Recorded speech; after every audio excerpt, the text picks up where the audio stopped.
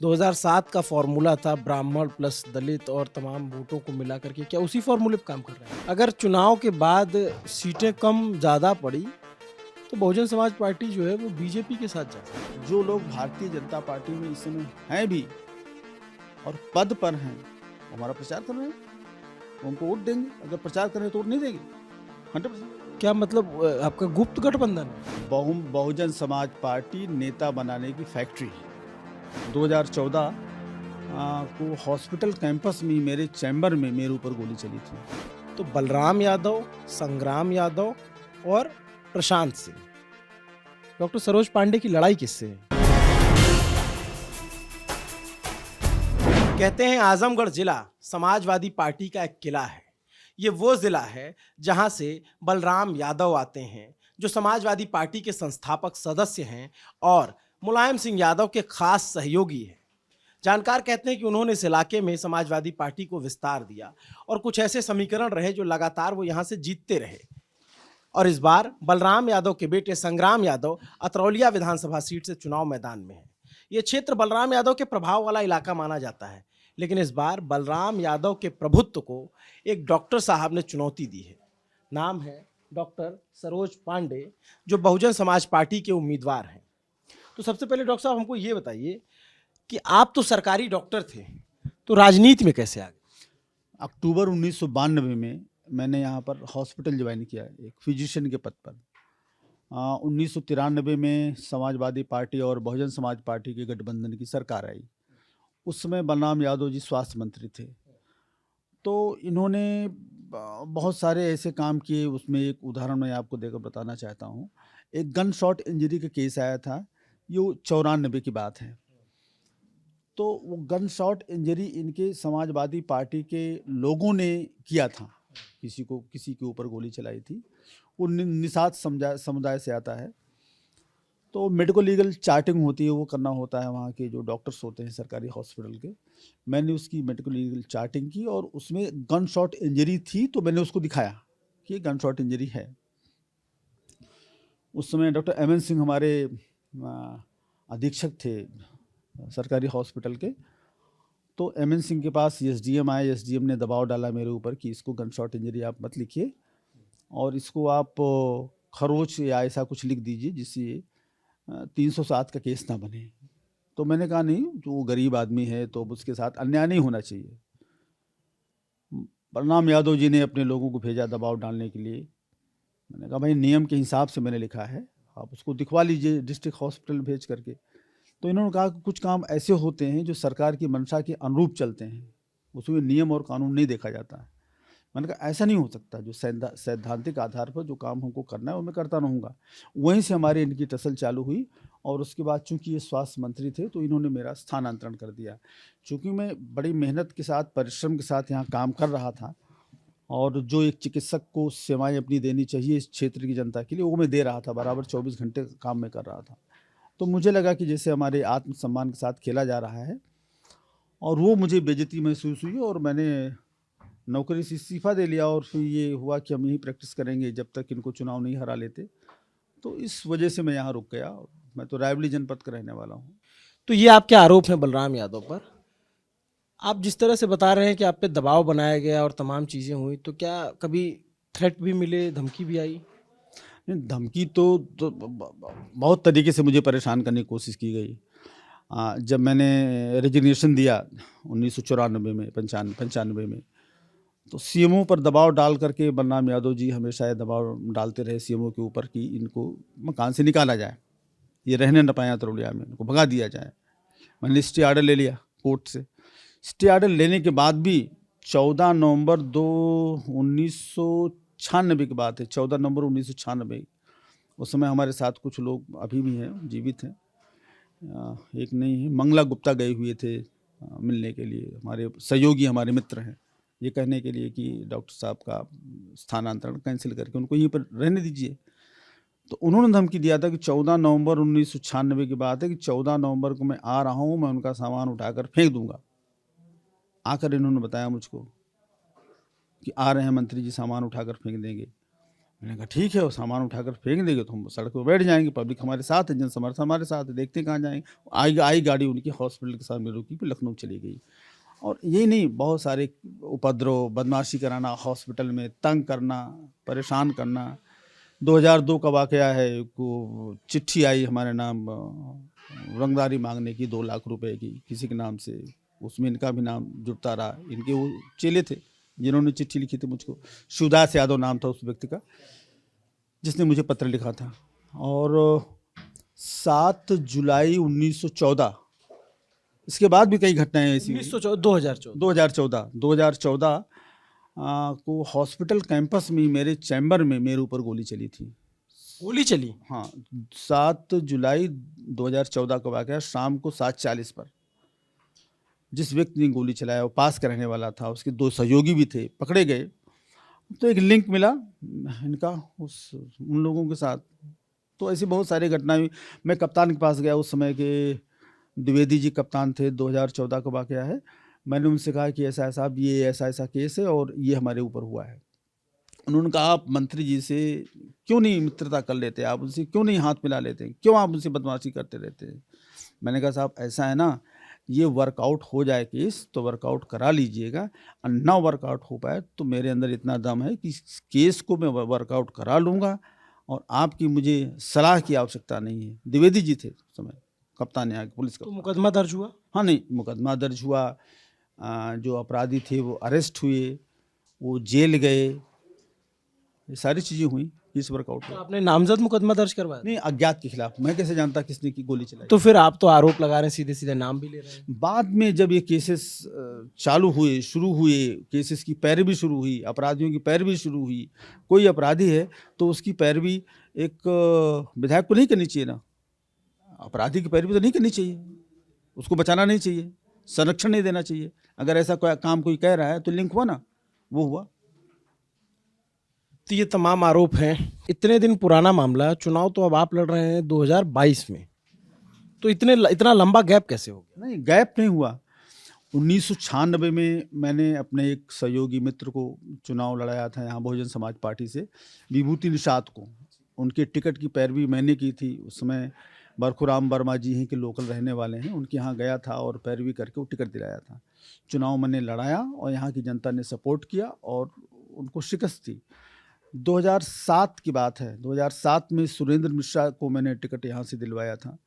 वो कांग्रेस में थे, उनको बहुजन समाज पार्टी ज्वाइन कराया, उनका सहयोग किया। हॉस्पिटल में कार्यालय था बहुजन समाज पार्टी का। उस समय माननीय बलराम जी का इतना आतंक था क्षेत्र में कि कार्यालय खोलने के लिए कोई जगह नहीं मिली मुझे। पूरी अतरौलिया विधानसभा में कार्यालय बहुजन समाज पार्टी का कार्यालय खोलने के लिए कोई जगह नहीं मिली। हॉस्पिटल को मैंने बहुजन समाज पार्टी के कार्यालय में तब्दील कर दिया था 2 महीने के लिए, और बगल के खेत में मंडई डलवाई और इलेक्शन को मैनेज किया। और उस समय भी मैंने बलराम यादव को हराया था। 2007 का वाकया है। तो 2012 और 17 में जो बहुजन समाज पार्टी का कोई ऐसा प्रत्याशी नहीं मिला जो इनको हरा सके।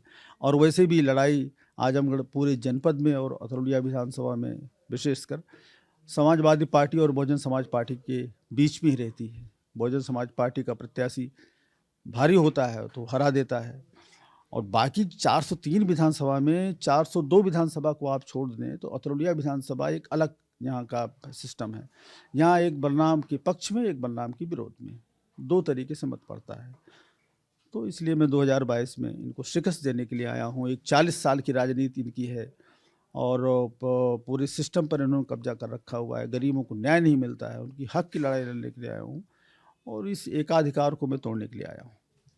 बलराम यादव 1980 में पहली बार यहाँ से, 85 में विधायक बने, 84 में, और फिर वो लगातार चुनाव जीतते रहे। और फिर आपने बताया कि 96 में जाकर के बसपा प्रत्याशी ने उन्हें हराया और 2007 में भी वो हारे।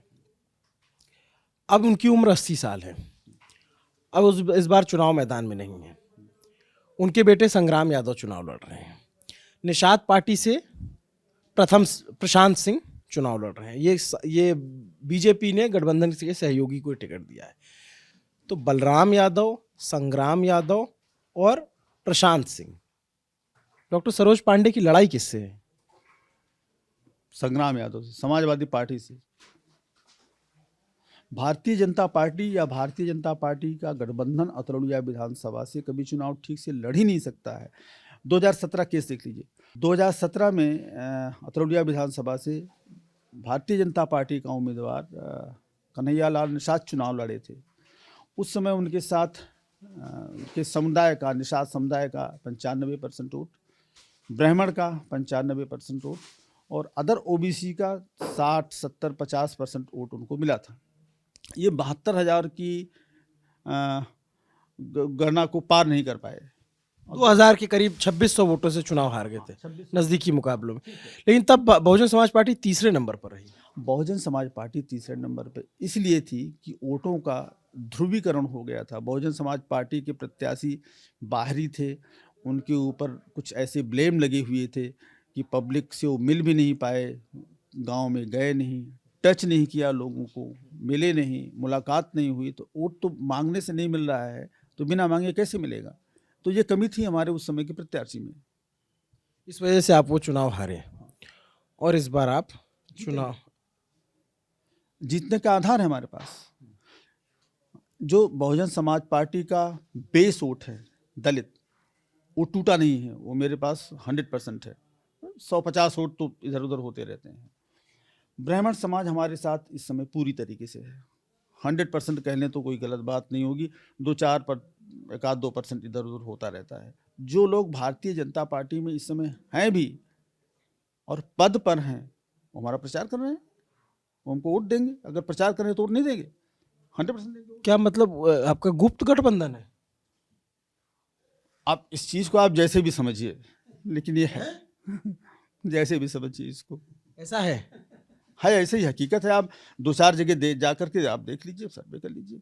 सही सूचना सतीश चंद्र मिश्रा की भी जो रैली हुई थी कल हुई थी 2 तारीख को, हाँ 2 मार्च को। तो यहाँ पे क्या जैसे जो 2007 का फॉर्मूला था ब्राह्मण प्लस दलित और तमाम वोटों को मिला करके, क्या उसी फॉर्मूले पे काम कर रहे हैं आप? नहीं, वो पुराना फार्मूला नहीं है। पुराना फार्मूला था ब्राह्मण प्लस दलित, थोड़े बहुत इधर उधर के वोट। हमारा नया फार्मूला है, हर जाति हर बिरादरी के लोगों को मैं चलने वाला व्यक्ति हूँ। ये मेरा इतिहास रहा है पिछले 30 साल का। तो मैं हर आदमी को लेकर के चल रहा हूँ, हर व्यक्ति हमसे जुड़ा हुआ है। हर जात वर्ग में हमारे कुछ परसेंटेज ऑफ वोट हैं, वो आएंगे, हमारे व्यक्तिगत संबंध वाले हैं। यादव चुनाव यहाँ से लड़ रहा है, समाजवादी पार्टी और बहुजन समाज पार्टी आमने सामने चुनाव यहाँ लड़ रही है। लेकिन क्या यादव हमारे साथ नहीं है? बिल्कुल है। जो हमारे व्यक्तिगत संबंध वाले हैं वो हैं हमारे साथ। तो जो इलाज कराने आते हैं डॉक्टर, आप प्रैक्टिस करते हैं अभी? हाँ, मैं फिजिशियन हूँ, यहाँ प्रैक्टिस करता हूँ। तो आपके पास जो लोग इलाज कराने आते हैं वो आपसे जुड़े हुए हैं? हाँ, एक संबंध बन गया है। वो डॉक्टर और पेशेंट का रिलेशनशिप नहीं है, वो एक पर्सनल रिलेशन हमारे उनके कायम हो गए और वो आएंगे। वो हमारे लिए कन्विंसिंग कर रहे हैं, कंपेन कर रहे हैं, वोट मांग रहे हैं। अच्छा, एक बात और, मतलब आखिरी सवाल के तौर पे बता दीजिए कि बहन जी से जो नेता पुराने जुड़े हुए थे बहुत सारे, वो पार्टी छोड़ छोड़ के चले गए या तो पार्टी ने किन्हीं कारणों से उन पर कार्रवाई की। आप 1996 से बीएसपी से जुड़े हुए हैं और एक लंबा दौर है, इसमें बहुत सारे नेता इधर से उधर हो गए, लेकिन आप बने रहे और जो इधर से उधर हो गए उनके लिए क्या कहेंगे? नहीं, जहाँ तक मेरा सवाल है, सैद्धांतिक रूप से मैं एक कंसिस्टेंसी वाला व्यक्ति हूँ। मैं जब कोई काम करता हूँ, हम उस पर विश्वास के साथ और कायम रहता हूँ, बना रहता हूँ, बराबर चलता रहता हूँ। इसी वजह से अतरौलिया विधानसभा के लोग मेरे ऊपर 100% विश्वास करते हैं। जो हमारे विरोधी हैं वो भी कहते हैं कि विश्वसनीय आदमी है। तो ये तो मेरा कारण रहा है। दूसरा आप क्या पूछ रहे थे? बहुत सारे नेता आपकी पार्टी चले गए? नहीं, नेता चले गए, बड़े बड़े नेता चले नहीं गए। रामवीर उपाध्याय हुए, नसीमुद्दीन सिद्दीकी। बहुजन समाज पार्टी नेता बनाने की फैक्ट्री है। ये विश्व की ऐसी पहली पार्टी है जो नेताओं को बनाती है। जिसके ऊपर बहन जी का हाथ हो जाता है वो नेता हो जाता है। तो नेता हो जाता है तो ठीक काम नहीं करेगा तो पार्टी से जाएगा ना। जो विश्वसनीय नहीं रह जाएगा तो जाएगा पार्टी से, बहन जी उसको बाहर कर देंगी। तो नेता तो बहुजन समाज पार्टी बनाती रहती है, फैक्ट्री है जहाँ नेता पैदा होते हैं। बहन जी का हाथ जिसके ऊपर पड़ गया वो नेता बन गया।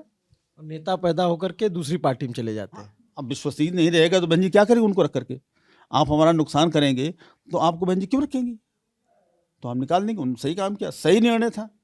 अम्बेडकर नगर में देख लीजिए, 5 विधानसभा हैं, 5 हम जीत रहे हैं। 10 तारीख का इंतजार कीजिए। बड़े बड़े नेता वहाँ चले गए हमारे पार्टी को छोड़ करके ना, 3 नेता है, आप जानते भी होंगे, तीनों हारेंगे। बहुत सारे लोग ये कहते हैं कि अगर चुनाव के बाद सीटें कम ज़्यादा पड़ी तो बहुजन समाज पार्टी जो है वो बीजेपी के साथ जा सकती है। ये बहन जी निर्णय लेंगी, हम तो छोटे आदमी हैं, छोटे कार्यकर्ता हैं, विधानसभा स्तर के हैं। अब इतनी बड़ी बात और इतना बड़ा एजम्पशन ऐसे कैसे मैं बोल सकता हूँ उसके विषय में कुछ। तो सत्ता के दावेदारों से हमारे सवाल लगातार जारी हैं। ये थे सरोज पांडे जिनसे हमने बात की। अतरौलिया विधानसभा सीट में एक त्रिकोणीय मुकाबला है, अपने अपने सबके दावे हैं। कौन जीतेगा ये तो चुनाव के बाद ही पता चलेगा। कैसी लगी ये बातचीत आप कमेंट करके बता सकते हैं। आपके सुझाव हमारे सिर आंखों पर होंगे।